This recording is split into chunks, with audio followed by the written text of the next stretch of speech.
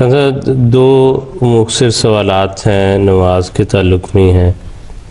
ابراہیم Ahmad new Jersey امریکہ سے، انہوں نے پوچھا کیا اذان اور اقامت دو مختلف لوگ کہہ سکتے ہیں؟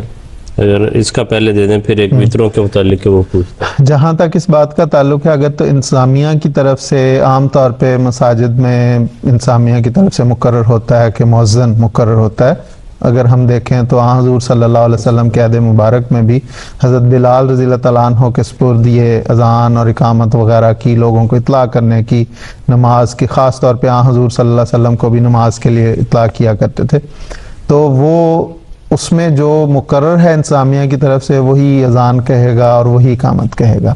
لیکن احادیث میں یہ بات آتی ہے کہ ایک موقع پر حضرت زیاد بن حارث رضی اللہ تعالیٰ عنہ نے حضور صلی اللہ علیہ وسلم کی اجازت سے اذان کہی، اور جب نماز کا وقت ہوا تو اقامت کہنے کی باری آئی تو حضرت بلال نے اقامت کہنے لگے تو حضور نے انہیں روک دیا۔ حضور نے فرمایا کہ جس نے اذان کہی ہے وہی اقامت کہے گا۔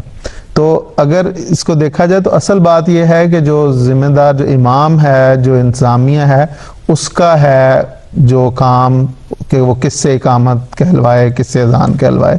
عام طور پہ اصول حضور صلی اللہ علیہ وسلم نے یہی بیان فرمایا کہ جو اذان کہے گا وہی اقامت کہے، لیکن امام جو منظم مجاز ہے اس کو یہ اجازت ہے کہ اس میں تبدیلی بھی کر سکتا ہے، لیکن عام اصول یہی ہے کہ جو اذان کہے وہی اقامت کہے۔ گویا حق اقامت کہنے کا مؤذن کا ہے، تو اگر مؤذن اپنے حق سے دستبردار ہو کر کسی اور کو اجازت دے دے تو وہ اقامت کہہ سکتا ہے۔